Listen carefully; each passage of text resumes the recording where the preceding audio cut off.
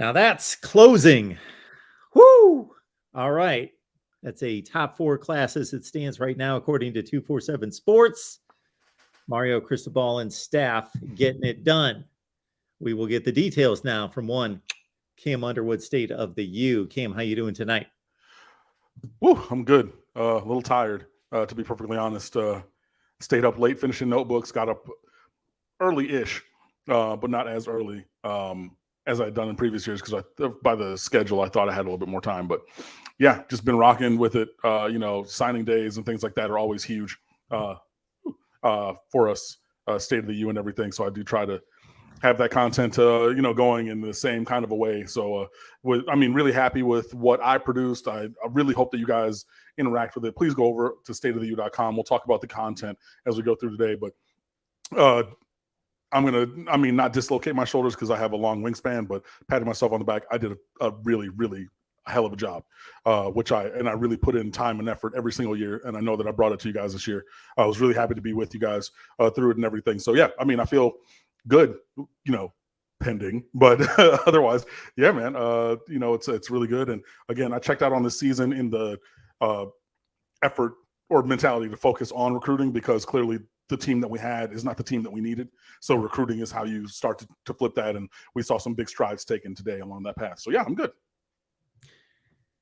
So there are schools and programs that have down years that continue to hum in recruiting. We can list those, but I don't know that there's a school or a program that, for the most part, has been down for as long as Miami has been, that has been able to come off a 5-7 season and boom, top 5 recruiting class number 4 right now. Yeah. Why? Mario Cristobal, honestly. He's 2-time National Recruiter of the Year when he was an assistant. He's demonstrated himself to be one of the best recruiters in the sport. Continued to prove that at Oregon. And so then he comes to Miami and is still that guy now at home in his backyard of where he grew up, where he played, where he won championships, plural, as a player, where he coached twice. Now, the second time was like a week and a half until Alabama was like, wait, we should go hire him. Actually, technically 3 times now because he was an assistant and then he left and then he came back as an assistant for like a week and now he's the head coach. So, yeah, and you put together a really strong recruiting department. You put together a really strong recruiting staff. And that's why, Miami's had other top 10 classes. Even a few years ago, had the number 8 overall class. It's not a stretch for Miami even in a 6 and 7 season to be top 15.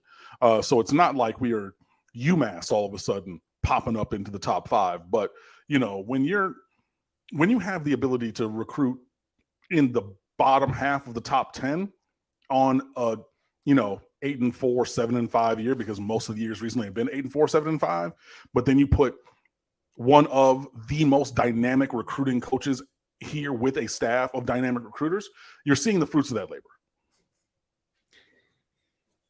Has anyone ever asked him what that secret sauce is or what his approach is besides hustle? He just always says that he's relentless. He's, tireless. He's at the office all the time. He's communicating with these kids all the time. He's grinding film. He's doing all the things that you need to do. And he's doing them, 25/8, not even 24/7, but 25 days or 25 hours a day, 8 days a week. This guy is out there, doing it all the time. You talk to all these various recruits and everything. They're like, yo, I had a game that finished at 11:45 at night, maybe one Friday night at Traz Powell. After my game, Cristobal's texting me. Cristobal's texting me at 1:30 in the morning. Cristobal's texting me in the morning before I go to school, right? So I get up at 5:30 before I go to school for workouts. And Mario's hitting my phone at 5:45 in the morning. Bam, bam, bam. Like, the hustle is part of it, and it's a big part of it.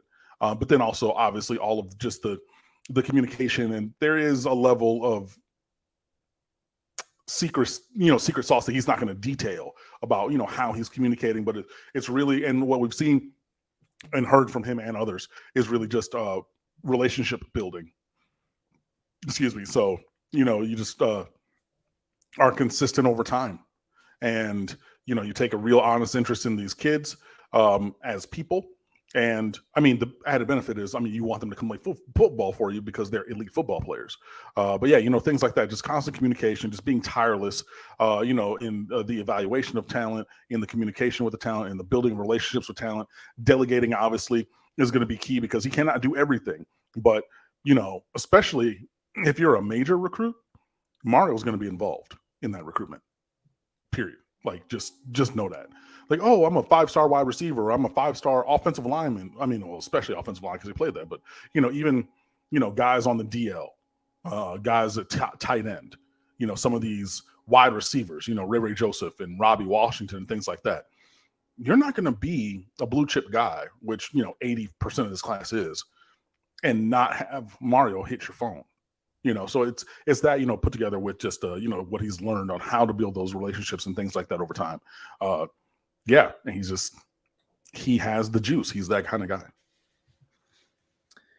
All right. Before we get to the details of the class and a lot of these guys that have been committed for quite some time, for example, oh my goodness, the UCF cornerback, Jamari Brown. Did I mess up his first? Javonte Brown. Devontae with a D, yeah. Devonte, yes. That's why I couldn't put it together. Devonte Brown, the UCF cornerback who transferred, and then boom, along comes his brother Damari Brown today. Just kind of run through some of the highlights of the close before we get to the complete class. Yeah, I mean, most everybody was locked up. The highlights are going to be Ruben Bay in a couple, days ago, things like that. Devonte Brown was a guy who considered Miami when he was going to UCF years ago. 6'3", 200-pound cornerback, son of Selwyn Brown, who I worked with for 11 years at Miramar High School. 1987 national champion at Miami was Selwyn. He played 38 games, started 31 at UCF, I believe.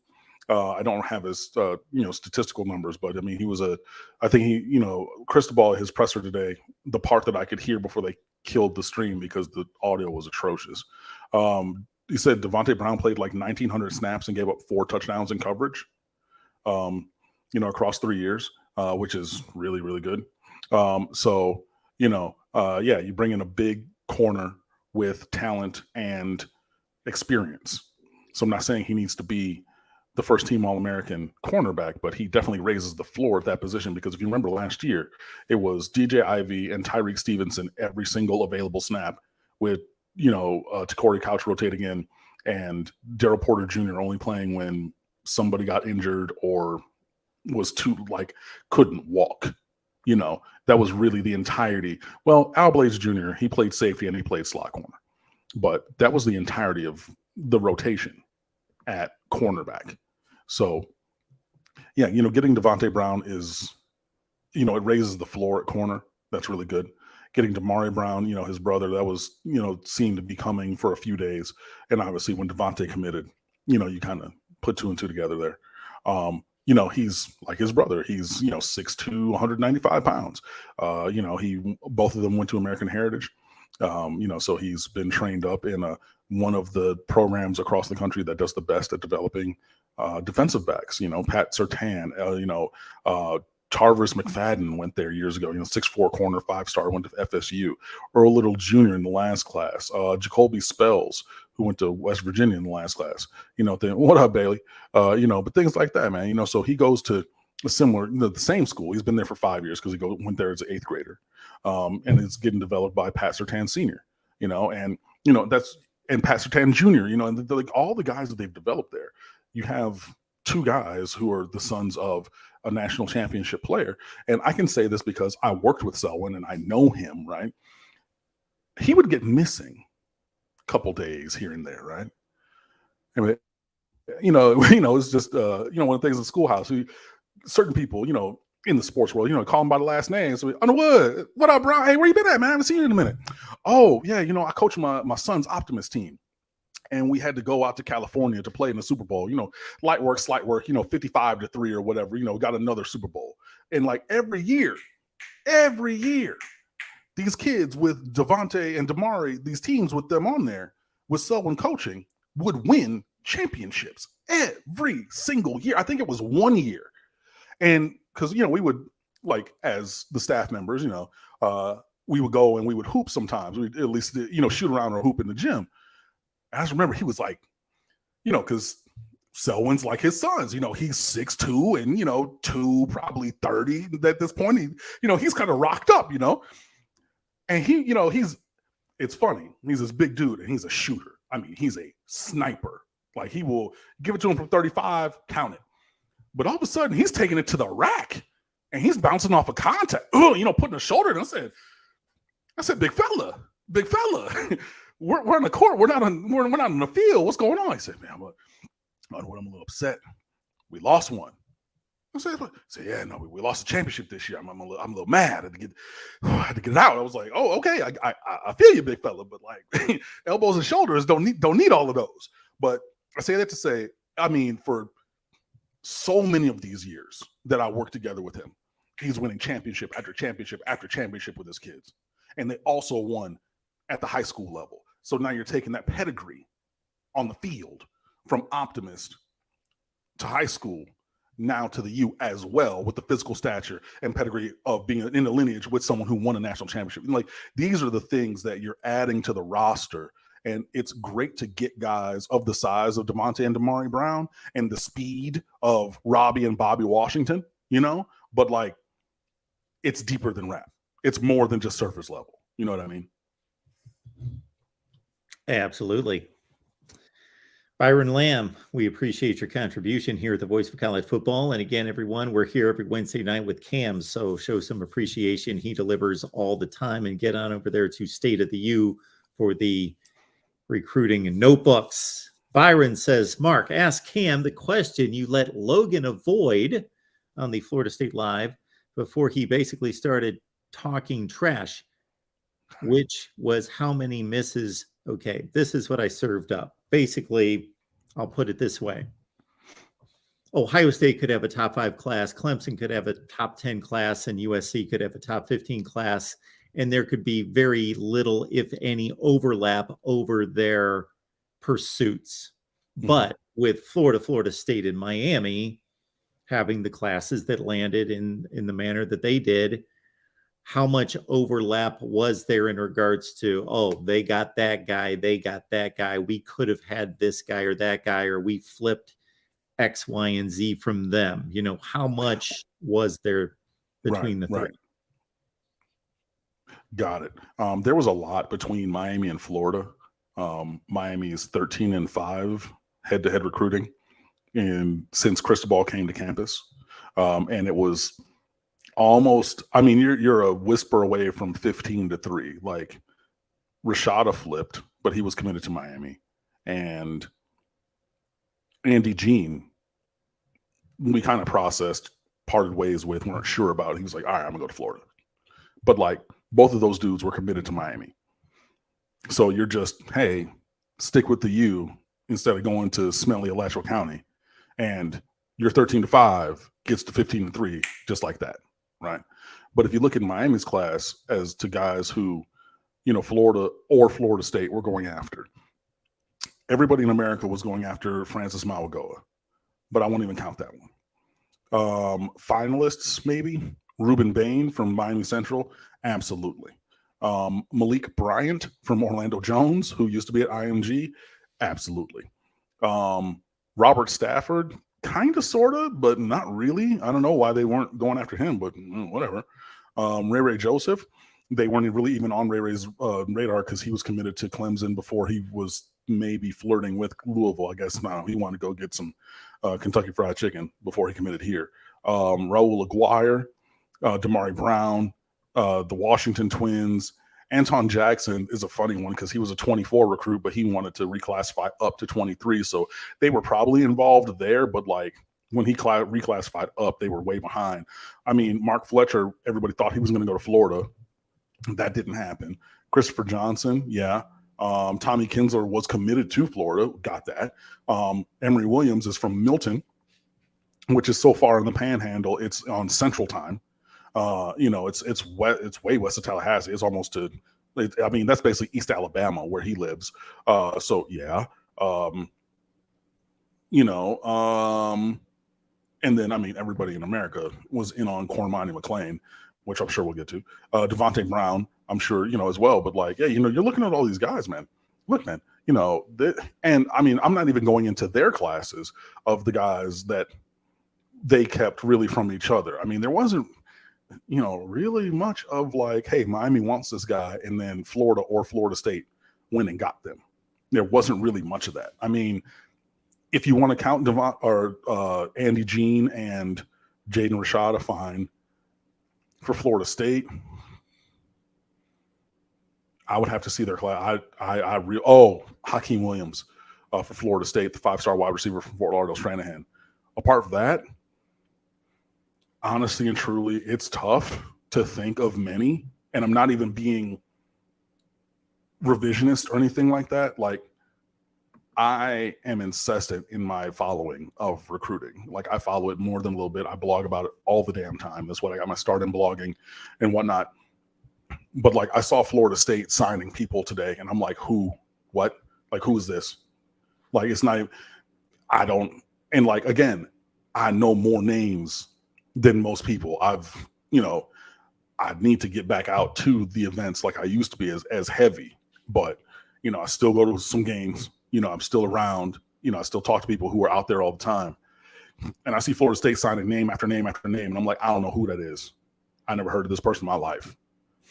So to say, so I'm not being revisionist when I'm saying a lot of their guys are guys that they went after that Miami didn't go after because like they weren't even like, oh, that's a 4-star kid that we decided for whatever. Nah, it literally, I saw Tomahawk Nation, our sister site on SB Nation, they're posting things. Oh, this person signed with Florida State. Literally. Who? What? And again, I know more names than most people. So, but yeah, the misses for them and whichever them you want to insert, the Gators or the Seminoles versus Miami, like we ran laps around them, honestly and truly. Like, this is a decisive victory in recruiting across the board. So Florida State had, of course, the 1 5-star, and then they had 2, 4, 5, 6 4-stars. I mean, and they're all basically top 350 players. And I'm going to click over and I'm going to look at their class real quick. Okay, Lucas Simmons, we let him drop because we got 2 of the top 3 tackles in the country. Blake Nicholson, they played the away game and got the kid from California. We weren't in on that. The defensive lineman from North Carolina, Lamont Green Jr., he is a kid who was down here, but honestly, we got better defensive ends than that. Vandrevius Jacobs from Vero Beach, he's fine. And the Singleton kid from Fleming Island, he's fine. I mean, yeah, Edwin Joseph is a guy that we kicked the tires on, but like, I mean, will we have taken him? Sure, but like, is that a loss? I mean, not really, but if you want to call that one, fine. Brock Glenn is a decent quarterback, but like, some of the rest of these dudes, who? Darren Lawrence from Sanford Seminole, that's not the kid that I've heard of from Seminole. Kendon Kirkland, Jabril Rawls, Quindarius Jones. I mean, now you're getting into like the thousands, like in player rate, like 985. Andre Otto from Key West High School, like he's not, it says NA for national ranking, so you got to be way in the thousands. DeMarco Ward from Duluth, Georgia, at the linebacker, same. Like, I'm saying, like, who are these dudes? Like it's very few that were flat misses for Miami in that class. And since I'm looking it up right now, before we get to the question from the next gentleman that's up on the screen, again, for Florida, Jaden Rashada, okay. But yeah, the Kirby Collins from Alabama, we weren't in on him. Aiden Mizell, we were not in on him. Dijon Johnson, we kicked the tires on way back when, if you want to call that, fine. Eugene Wilson, we weren't in on. We got 2 other faster receivers for the slot. I'm good with that. Roderick Kearney, we weren't in on. Jakeem Jackson, we kicked the tires on. Okay. Cameron James, I mean, great name, spelled weird. But no, we got better defensive linemen. Jordan Castle, no. TJ Searcy, no. Will Norman, no. Sharif Denson, kick the tires on. No. Okay, even if you try, okay, we tried to flip him at the end or whatever you want to say that, fine. Gavin Hill, no. Trayon Webb. Earlier, we, looked at, but we got the running backs we wanted, so we're very good on that. Aaron Gates, no. Andy Jean, fine. You want to count that as an L, sure. Bryce Thornton, no. Jaden Robinson, no. Kanijah Harris. I mean, you kicked the tires on him earlier, but then he didn't even really become the player that we thought he could have been. So we got better linemen than that. And then this Bryce Levitt kid, again, so you're talking 2 or 3 in either class, but littered up and down our classes. Oh, they wanted this blue chip, this one, da, da, da, da. So that's what I'm saying. But as it goes, it was a decisive, dominant recruiting win in the state of Florida for the University of Miami. Here we go. We got Get Down Entertainment Studios. Appreciate you being here and appreciate the contribution. Cam, get down. Sorry, go ahead. Do you see the defense being the face of Miami? Also, I believe they'll get the ball back, which will make the offense better. The physicality on both sides of the ball is what Cristobal wants to be the calling card, wants to be the face of Miami. So building along the lines, the being smash mouth, being able to spread to run. And even if we're not spreading, but we want and need to run, we're going to run it down. Marshawn Lynch, run through a motherfucking face. You know what I mean? But, I think it all goes together. I think with a physical run game, then you're going to get the defense that I think you want and need. And, I wrote it in so many of these notebooks. You're getting guys who are SEC, NFL-sized bodies. Malik Bryant, 6'2", 235, is playing linebacker. He's not playing full-time edge like a Reuben Bain, who's 6'2", 230, maybe closer to 250 about now. But usually those guys in Miami, again, like a Trent Harris when he was here, playing end. He's playing linebacker. Now, I know Malik Bryant has the multifaceted skill set where he's going to play backer and he's going to rush off the edge in a 2-point stance probably because he can get up the field and he's a special athlete like that. But you're getting other guys like Raul Aguirre, Marcelius Pulliam. Those dudes are 6'3", 225, 230. Those are, NFL-sized, SEC-sized linebackers. You look at, your offensive tackles are both 6'5", 6'6", with 80-something inch wingspans. You know what I mean? Collins Anchampong is 6'7", 6'8", 250 with a developmental body in terms of maybe functional strength and maybe a little bit more mass as an edge rusher. But, people are saying he's more Gregory Rousseau. I think from a developmental path, you want him to be Rousseau, but physically you want him to be Calais Campbell. That's what you're looking at from a guy. And Calais was a year behind me at the U. And I remember he was first team All-State in Colorado as a basketball player. And he was 6'8", 210, like a inside-out stretch 4 kind of dude. And he redshirted that first year because they're like, buddy, 17 protein shakes a day, 9,000 calories, eat it all, lift everything, lift heavy, because when we need you to play next year, my guy, you need to be at least 260. But I say that to say, you look at Calais Campbell now, 6'8", 300 pounds in the league after so many years at 37 years old, right? Or 38 now, right? He was 6'8", 210. He was a stick. But when he hit the field, he was already 250, 260. That is the body type that you want Collins Anchampong to have, right? And he's already closer there because he comes in at 255 coming off of a knee injury. So he might be 260, 265 already because he's not even doing cardio like that or hadn't as he's, doing his rehab and learning how to walk and run and jump and do all those things again after tearing his knee up, right? So, and even if you want to say, hey, maybe we give it, or, maybe make the comparison of the developmental path and size of a Calais Campbell as opposed to because he's not coming in at that 210, 200 Gregory Rousseau size, right? So I get the recency bias of being like, oh, well, this guy just did it a couple years ago. Well, this guy did it 20 years ago, but you know what I mean? But you're adding these dudes of significant size across the board. Again, I already said you just added 2 cornerbacks of 6'2", damn near 200 pounds. in the Brown brothers, right? The other Washington brother, the linebacker, 6'3", 215. Now, he looks a little skinny because he's only, 215, maybe like 205, 210. I think they listed at 215, But again, regardless, he's the size you need. Caleb Spencer, 6'3", 228, I believe he's listed at. The kind of hybrid. Now, when they spoke of him, were in the tweet, said that he's a defensive back. So I said linebacker / safety. He's probably going to be more safety and then walk down to the box in some instances with Caleb Spencer. But again, across the board, you're getting guys of significant size. I think that's going to help the physicality and the performance because you want guys of a requisite size. And if you're not of that requisite size, then, you better be, quicker than a whisper. You know what I mean? Like, Miami has a few of those guys. Robert Stafford, elite speed. Ray Joseph, elite speed. Robbie Washington, elite speed. Christopher Johnson, elitist speed. I mean, he's probably the fastest guy in Florida.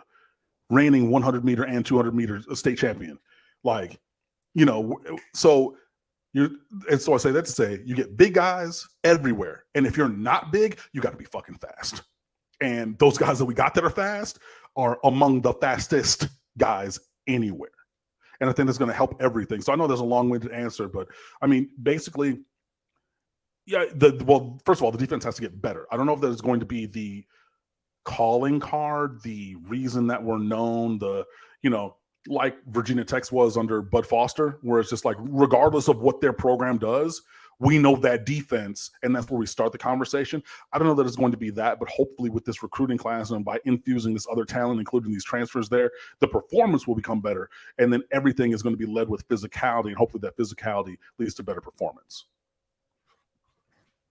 Cam Underwood, State of the U. Get on over there to State of the U, and again, take the deep dive on the recruiting breakdown. National Signing Day in the books. Yeah, man. One outlier, though, would be any concern concerning one Cormani McLean. So, yeah, this came down the timeline at 9:46 in the morning. Cormani's mother tweeted that he would not be signing today. Apologies for the inconvenience. And, of course, a measure of panic ensues because, he's the number 2 player in America. He's the best defensive prospect in America. He's a, 6'2.5", 6'3" corner at 185 pounds, with a very long wingspan. So, you're looking at like, a shutdown corner is really what Cormani McLean is.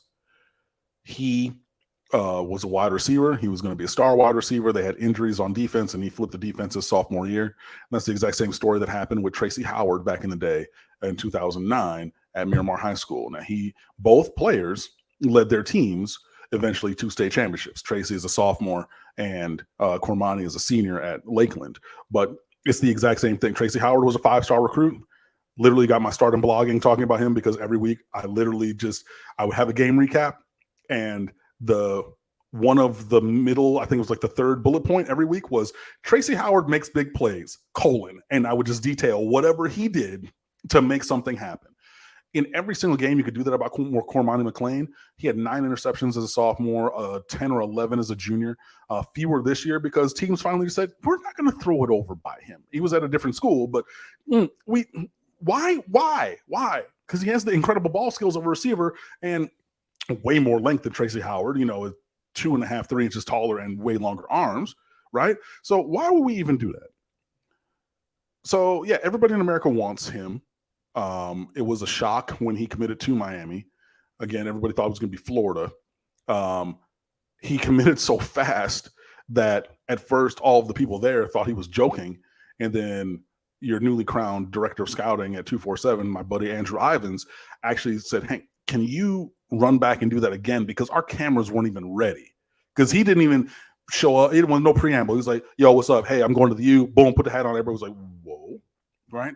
But again, that's a major recruiting win. So you think a little bit, okay, hey, maybe something's afoot, right? And we've seen things happen. Travis Hunter going to Jackson State last year to go play for Prime. Of course, Prime wants to hop in the Instagram comments after, I think it was 247 posted that Cormani was not signing today. with his one of his taglines, because he has multiple, because branding. Say, I'm not hard to reach. Insinuating like, oh, if you have doubts or whatever, maybe putting it out there like, hey, maybe Prime's talking to him and things like that. From everything that I've seen, read, and heard, I'm not worried. I'm not even. I said I was concerned until like I read a couple of things. I'm not concerned. I'm on alert, I guess. I'm tuned in, we'll call it. But yeah, there's multiple people saying, people who would know, Gabriel, the State of the U, Marcus Benjamin from the New Rivals website, to give you a couple of names to put faces with, what I'm saying. But, multiple people are saying, hey, they're not concerned. Miami has dictated or stated that they're not concerned. And from multiple, those people and others, sounds like it's a video production timeline error. So whoever's project managing that project did not deliver the deliverable on time. So I believe that with a grain of salt, because this is the wonderful world of recruiting. So is it that? Could be. And I don't have any reason to believe that it's not until I do. But also, people saying, hey, that's not good. Okay, if it's not good, fine. Gio, Gio says Cormani is signing tomorrow with Miami. Great. And if that happens, I'm with it. I'm of that mind. And you add Gio to the list, so that now that's 3 people other than myself who full-time cover recruiting who have stated these things. Mario Cristobal was asked about it by David Wilson of the Miami Herald at his presser today. Obviously, in a generality, because you cannot name players unless they've signed with your school. So Cristobal said, hey, we feel good. We have 25 guys signed, and, we are very confident on everybody who we believe was committed to this program and was supposed to sign is going to sign. And that's what Cristobal said. So you add in the head coach with multiple other people as well. That being said, recruiting is a fickle mistress. That could be the case right now, and something could happen between now and end of business Friday where, Cormani doesn't sign with Miami and signs somewhere else. And I only say that because that's real and that is possible, right? And if you want an example, Jaleel Skinner was supposed to sign with Alabama last year, and they waited until Friday for his hold on. So they were waiting on Friday for his NLI, and they were expecting his NLI. It was not like, no, he's committed to Alabama. We're expecting him to sign. And then he signed with Miami on the Friday last year of the early signing period. So that's a direct Miami example of something happening. Now, obviously, Miami was the beneficiary in this, but yeah. Go back to that last one for me.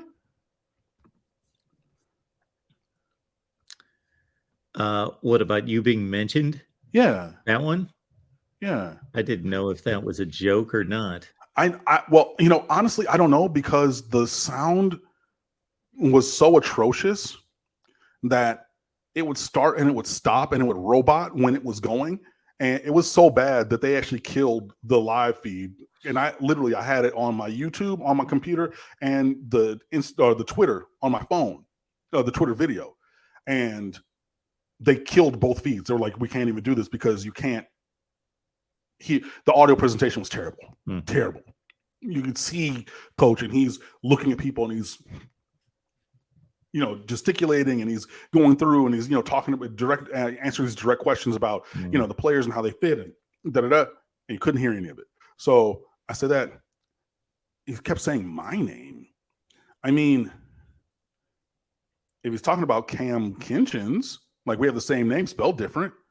Yeah, that's why I moved on from it. I thought maybe I don't know. I don't. About, if it was, first of all, that's a great compliment. Because he gets the show and he reads the website. But like I don't really have an answer for that. I'm so sorry. I wish that if this were, and I don't believe that it is. I think it might be a Cam misnomer kind of a thing. But it would have been really cool to see that if that were, but I don't believe it was. All right, folks, we appreciate about 350 on the line. Bring some friends with you next week. Why don't you do that? And of course, if you missed any of what Cam has delivered tonight, you can always watch what you missed as soon as the video posts right after we get done here. So I say this or ask it with no negative connotations because it's the world in which we live in and it's part of the system now. How much do you believe that NIL had to do with the success of the last 9 months that culminated in today's ranking? I'm not going to be naive and think that the answer is 0, because it's not. I'm also not going to be stupid and think that the answer is 100, because it's not. And I know that it's not because our head coach is a 2-time National Recruiter of the Year and built consistent top 5 classes when he was at Oregon. So the proof is in the pudding, is what I'm saying. Jaleel Adai has been a good recruiter. Kevin Smith has been a good recruiter. Joe Salavea has been a good recruiter. Alex Mirabal has been a good recruiter. Like, Charlie Strong has been an ace recruiter. He was like one of the ace recruiters on Urban Meyer's staff when he was defensive coordinator in Florida years ago. So like, we have dudes all over this, program, all involved on and off the field. That didn't even get to Mike Rumpf, who's an incredible recruiter in his off the field role. I don't know why he couldn't do it when he was cornerbacks coach, but in the role that he is, assistant director of recruiting, money. DeMarcus Van Dyke, buddy. You talk about a guy who is a recruiter in capital letters, that's DeMarcus Van Dyke. So I say all that to say, when you have all those guys put together, you're going to have recruiting success, period. Is that aided by NIL? Absolutely. Sure. I mean, there's been times that Miami's lost out on recruits in the past because we just didn't have the bag man in the same way that other teams did. And I say that again because I've either seen it, like literally one time I saw somebody drop up a bag, or I've heard of it from people that I would, trust and believe. So is it helpful? Absolutely. 100%. To what degree? I would say that, maybe if there was a question, it can change a question mark into a period or an exclamation point. That player is debating teams and he says, Miami. And the NAL puts that from Miami to Miami. You know what I mean? But it's not like, all of a sudden drawing Martians in from outer space and being like, oh, Miami has NIL. And I wasn't even thinking about going to Miami. I was thinking about going to, whatever other galaxy, but I'm going to stop here and all of a sudden I'm going to get, you know what I mean? It's not that kind of attractiveness or, or functional utility. But yeah, I mean, the importance is more than a little bit. And Miami obviously has a very strong NIL setup. And yeah, I think it alleviates some of the questions and it clarifies some of the issues. And I mean, I think it is as impactful at Miami as it is for Tennessee or USC or any of these other teams that are also seeing improved and increased success with their recruiting in the age of NIL. I think it's as impactful as it is for those teams as well. But I don't think that it is unique or specific to Miami in any way, shape, form, or fashion. Now, of course, NIL is going to continue to be a dynamic that is going to ebb and flow for particular schools. Some may have jumped the gun in a positive way, got ahead of the curve, but they're going to lag in the future and not do as well. And others will have started slowly and figured things out and then ramped up and do. It's just like the ability of the players on the field and the coaches and everything. Programs are going to handle it well consistently or not handle it consistently, but there are going to be upgrades and downgrades. The reason I bring that up is that if you look at the recruiting rankings, I am not seeing anything that is shocking or potentially disturbing in any way to say, oh, suddenly Michigan can't recruit and they plummeted to 62nd. So they must not be handling NIL. They must be completely out of the game.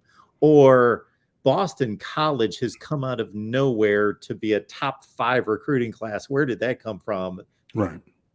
everything seems to be Yeah, I mean, it's mostly chalk, but I mean, I know that people at the, who have been at the top of the sport, I know that they're pointing at Miami and saying, wait, their high has been, 5 or 8 all of a sudden, but now they're at 3, and things like that. And I mean, the margins are smaller, but yeah, it's not completely like, a team that builds completely in a developmental way, like a K-State. They're probably in the 70s or 80s normally. You know what I mean? Like, but sure. Yeah. But they have an older team because they get 4 and 5 year guys, and they need to develop guys because they're not going to get superstars out there, right? But they're not all of a sudden up in the top 5.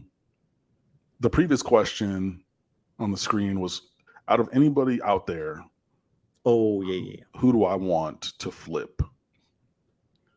We need receivers, and I just looked on Oregon's list. He has not signed his NLI yet. Jurion Dickey.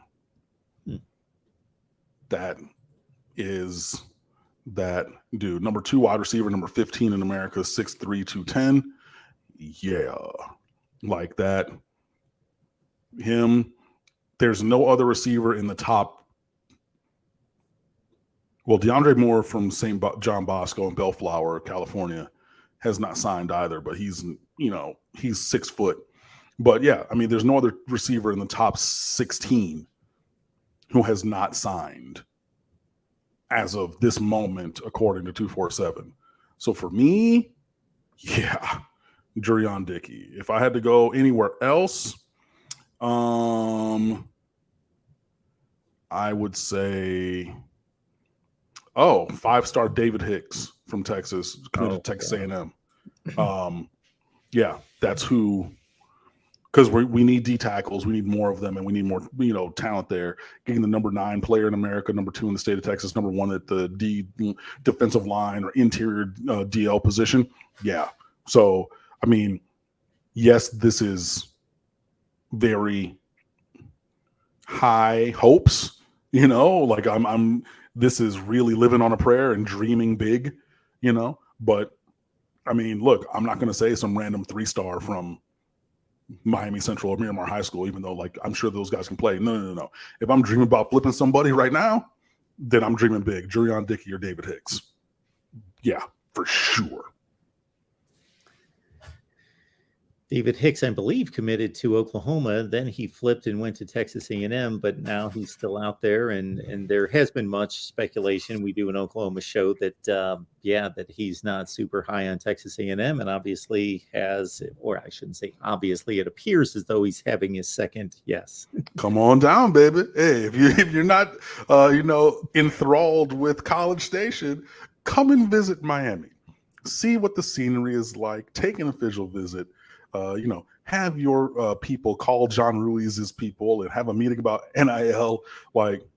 Yeah. But I mean, yeah, if you're talking about dreaming about flipping somebody who's still uncommitted, one of them too. And look, Hicks going to Oregon, you might be right, because Oregon, they've been hooping today. They have been recruiting on top of recruiting on top of recruiting. Dan Lanning and his staff approved something. Because Lanning was a good recruiter. He wasn't a Cristobal level recruiter when he was, an assistant or anything. But what they're doing today, buddy, that literally, that made me sit up and take notice. They have really, really closed strong and done a really, really good job. But yeah, I mean, just answer the question I was asked. But yeah, if I'm dreaming and we get, a flip, I mean, hey, I'll take them both. Don't threaten me with a good time. But yeah, Jurion Dickey, David Hicks, that would be my dream list as of right now. Kansas State, by the way, actually had a pretty nice recruiting season at number 37 for them. Oh, that's really good then. Yeah, they are usually down the rungs, that's for sure. Yeah, they're usually not all the way up. But hey, look, times are changing. They're doing a great job out there. And look, good on them. Their total team talent ranking is 70. That sounds about right. This is what intrigues me about these kind of situations. And I know there's a lot more that goes into it than just plucking 4 and 5 stars and throwing them out there. But Kansas State doesn't compete for national championships, but they had a darn good football program, and they just won the Big 12 championship. And it's not uncommon for them to finish top 10 or 15 in the country. It's not like they live there, but their typical season is 8-4, and they're a frequent member of the top 25 in the nation, and they recruit like that. Based on development, they are a developmental program. They are not a plug and play. It is infrequent. It is one of the Lockett brothers. Those are the guys who are going to come and play for 4 years. Cool. Outside of that, Sproles, he was a junior college, so he didn't even play there for 4 years. But, it's going to be very infrequent that they're going to get a major contributor to, play right away. They are a developmental program. They're going to recruit moderately and just develop the hell out of their guys. And they have an older, more seasoned, developed team, and that's how they're able to win games. But it's one of those things, man. And it works for them. And you kind of have to balance developmental versus plug and play, obviously, at any situation. But yeah, they're way skewed towards the developmental side, and have been for years. And I mean, when Bill Snyder was there, they were super developmental, and then they would just sprinkle in the JUCO guys at skill, like a Michael Bishop and whatever else. Like, look, we don't have 4 and 5 years for the skill guys. So we're going to develop, the front seven, offensive line, tight ends, maybe running backs, most of the receivers, but we're going to get a running back, receiver, quarterback here and there, and even fill in the defensive backfield with some JUCOs, and that's kind of how they piece it together. But yeah, again, different strokes, different folks. There's different ways to run a program, and it's interesting the way that they run theirs. Yeah, it sure is. It's I don't know. They obviously can't get the top end guys. It's probably a combination of they've just resigned themselves to the fact that they can't get those kind of guys, so they don't even waste their time. Yeah, why? I mean, for why? But I find it interesting that if the Alabamas and LSUs are recruiting way up here and Kansas State's recruiting down here, and when it's all said and done, Kansas State's able to bring their ability level to about there to play about there. It's also who are you playing? They're not playing the same caliber of competition every week, and I mean, that's just true. They're playing if they played in the SEC, they would still be good, but they would be more often 5 and 7 than they were 9 and 3. You know what I mean? Like by a long shot. So yeah, there's a measure of that in there as well. But some interesting kind of things. But yeah, you could say that about the better teams in the ACC. They win in the SEC. Sure, but regardless, and getting back to Miami, Kansas State's been more consistent with their performance across a long time than some of these other teams, including Miami. But hopefully, with some of these players and transfers, that's going to change. All right, folks, we will take a question or two before we wrap up if anyone wants to hit us with anything. Because I don't have anything else here. We've got Joey Foster, West Virginia fan, who wants to know how Miami was able to get Akeem Messidor NIL money since he is a Canadian going to school in the U.S. and not supposed to be paid. I think that could be trouble down the road. I'm not a tax attorney. I have no idea, but I'm sure that the people who made things shake consulted the appropriate tax codes and are compliant with all local, regional, state, and international laws. Martin says that David Hicks has visited campus. Come on back. Take an unofficial. He did take an official. Hold on. Let me go back and make sure. I think he was a summer official. Don't be stupid, computer. Not when I need you not to be stupid. One more.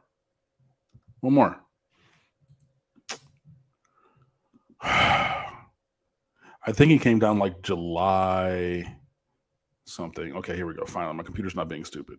Miami, click. 247. You're killing me, Smalls.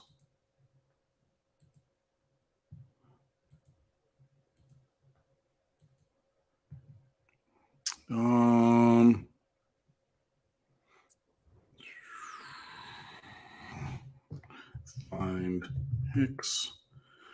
Oh yeah, no, he was June with that big group. Yeah, so he did.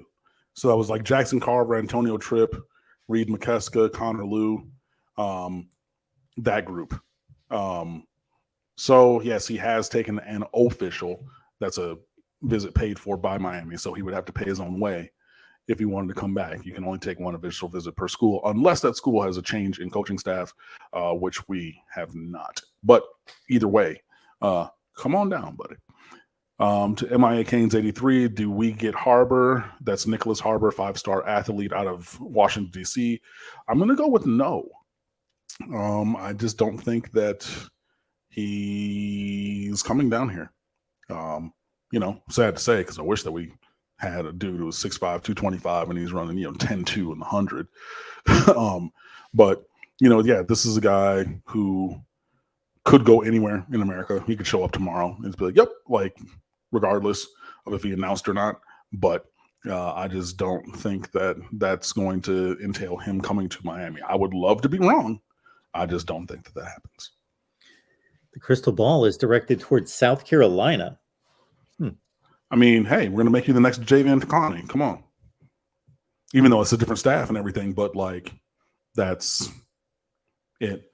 I don't know what their track program is like, because he's a guy who like wants to run in the Olympics and be a neurosurgeon or something. But one more, if we've got time here, Cam. Do you think we flip Bonsu? That's a safety. Jaden Bonsu from New Jersey is committed to O State. I haven't, and I tweeted it because somebody or one O State recruiting blog was like, yeah, there's 3 players that we're worried about, and listed off Jaden Bonsu, and I'm like, that's a name I haven't heard in a minute. Like, I haven't thought about him since he committed up there in the summer. So, I mean, he's like 6'3", 215, 220. He's a big, rocked up, diesel safety and everything. Plays good center field. He, whatever he hits, he destroys across the middle and whatnot. He's an all-American talent. I think he's St. Peter's Prep in Jersey, if I remember the high school correctly. But like, do I think that we get him? No. Would I take him tomorrow? Yep, sure would.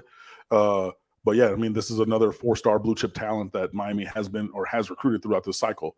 And if he has a change of heart and does not want to go to Columbus and play for Ryan Day, look, in the words of 561 Kev, shout out to Kev, hey, come on down, we'll get him a dorm room. You know what I mean? Like, we'll figure it out. But yeah, and that was actually not the Francis, that was the Francisco commitment video. So Francisco Mauagoa, the middle brother of the Mauagoa brothers. So the oldest one was Frederick. He played center at Washington State, was a 2-time Rimming Award finalist. Francisco, and that was years ago, Francisco was a linebacker who's played up at Washington State for the last 3 years, had like 70 tackles, 6 tackles for loss, 3.5 sacks, and a pick 6 this year. And he announced his intention to leave Washington State. And he did a video with Francis, the youngest, biggest, and best Mauagoa brother, the 5-star recruit, where they went home to Hawaii, and they were dressed in traditional Samoan garb, and they were not doing the haka, but they were doing the flaming torches and everything. So Francis, the bigger one, the 5-star offensive lineman, so he's flipping the double-sided fire torch, and then he like stops and he just does one of these and he hands it to Francisco. And so then he takes over, and then they're doing it together, and they had it branded as Mauagoa, and the U was the orange and green U in the middle of their name. And that's how it ended. It was really sensational. That was one of the best commitment videos I've ever seen. But yeah, that wasn't Francis. That was his transfer brother Francisco's video that he got to share with his younger brother, because they're now both coming to Miami officially.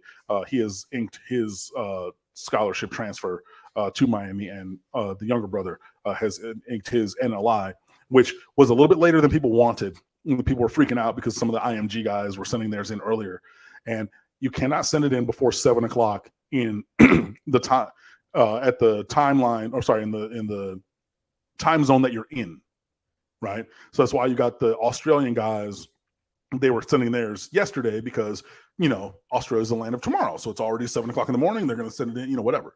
But he went home to Hawaii to do the video and be with his family because it's, you know, it's Christmas break for IMG. So yeah, he's back over there.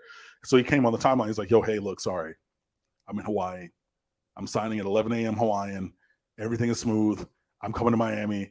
So I literally had to look it up. I was like, what's 11 a.m. in Hawaiian and Eastern? Because I didn't know if it was 5, 6, 7 hours, but yeah, it's 5 hours at current with daylight saving. So it's 4 p.m. So yeah, but they went and they dropped that just shortly before that ceremony, which was pretty cool. But yeah, if you haven't seen it, I posted it on the State of the U Twitter account and everything. So go and check that out. It's really incredible. Very cool. All right, about 380 on the line. You know what? We do this every Wednesday, folks, so you can make it on back next Wednesday and bring some folks with you. Why don't we make that a deal? Next Wednesday, 7 o'clock Eastern time with Cam. All right. Cam, one more pitch on State of the U here. Yeah, man, please. I see that, you know, we have decent page views already today. And again, this is something I really enjoy. And I put a lot of time into it. I've stayed up some late nights. I've watched a lot of random reality dating shows on Netflix.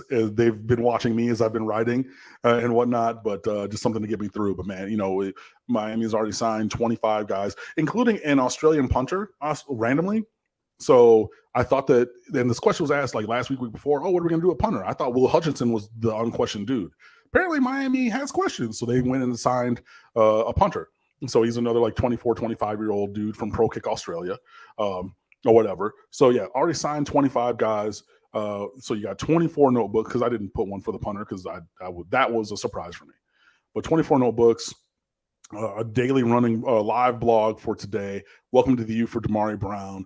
The live blog included, you know, all of the movement for today, including a couple guys, you know, sticking with commitments elsewhere or whatever. You know, Michael Sears, I appreciate that, man. You know, so yeah, just please go on over there to stateoftheu.com and read up on the guys. And again, this is every year, every single player, right? So if you're like, you know, you want to learn about interior offensive line, so you want, or the linemen, and you want to go see about Tommy Kinsler. Apparently his nickname is Bruno. Didn't know that. But, you know, Tommy Kinsler and Antonio Tripp. Or you just want to see about the superstars and read about Samson Okunlola and Francis Mauigoa and Malik Bryant and whoever else. 1,700 to 2,000 words about each and every single player. You know, I watch the film, I give my evaluation, and then I embed the huddles, and then I put other evaluations, usually from 247, because they have better narrative evaluations than other places.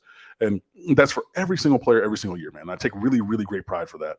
Again, stateoftheu.com. You can go on there. If they cycle through as we post other things going through this offseason, you can go to the recruiting links, recruiting info tab from the sections. And those just live up there every single year. And as they go through their careers, I do refer back to them. When Jake Garcia started a game this year, I said, hey, let's meet Jake Garcia. What am I going to first go to? The work that I've done. Right there. I'm going to quote and reference myself because I put the same effort in, and I've been doing this. This is 2022, so this is the 23 year. This is 11 full. No, this is longer than that. This is like 13 years that I've been doing notebooks, bro. Like they're all there, and you know, again, I'm gonna talk my shit. They're really good, and I don't think that there's anybody else out there who does what I do the way that I do it to the level that I do it. And I would really love to share that with you guys. You know, and it's up on stateoftheu.com. I take great pride in this. One of our rallying calls when I started at SB Nation was we have to own the moments. And I've always had that with me through any signing day, that we're going to own that moment. And I know that I did that. Like, big facts, straight up. So please go on over to State of the U. Check it out. You know, I've been saying Instagram, Twitter, and Facebook. I need to get the Instagram back going, but the Twitter is live. The Facebook, I'm back on there after some technical difficulties. So I posted all that stuff today. So the articles that we write and things, we're going to have conversations over there. So go be a fan on Facebook. Come on over to stateoftheu.com.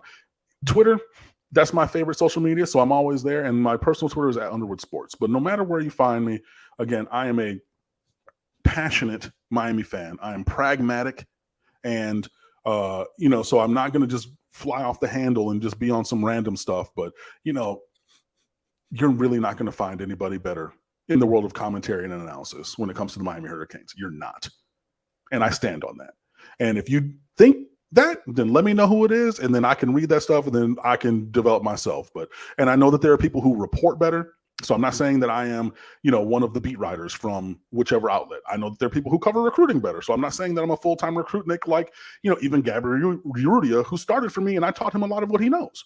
But in terms of commentary and analysis, finding talking points and delivering those in cogent, entertaining ways, you're not going to find anybody better than me. And if you have not read, then please go over. And if you have, then please come on back and please tell your friends, even if you don't read it, scroll to the bottom of every single one of those, because I put lots and lots and lots of time in those, and you're going to enjoy them. And as these players continue through their careers, you can even go back and reference those, like we've done with Cameron Kinchins and Tyler Van Dyke when he started last year, and Jake Garcia and all these other guys. But it's a labor of love, and I love doing it, and I love interacting with you guys, and I love sharing that with you. And I guarantee you go read them and you'll love them too.